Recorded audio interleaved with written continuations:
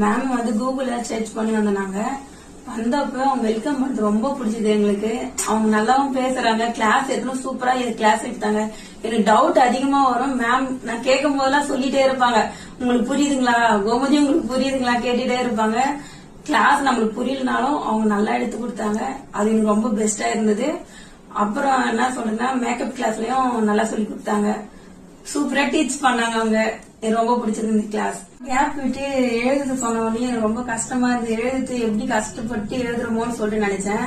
Ma'am எப்படி இருந்தாலும் பரவாயில்ல, நான் சொல்லித்தரேன், உங்களுக்கு புரியுற மாதிரி சொல்லித்தரேன் அப்படின்னு சொன்னாங்க. அதனால எனக்கு ரொம்ப பிடிச்சது மேம் சொன்னது. நிறைய பேசணும்னு நினைச்சேன், இன்னைக்கு என்னோட வாய்ஸ் தெரியல, அதனாலதான் நான் பேசல. Thank you so much Gomathi. உங்களோட ஹஸ்பண்ட் வந்து பாத்தீங்கன்னா சலூன் வச்சிருக்காங்க. சோ அவங்கதான் கூட்டிட்டு வந்து இங்க ஜாயின் பண்ணியே விட்டாங்க. முடிச்சிட்டீங்க இல்லையா கோமதி?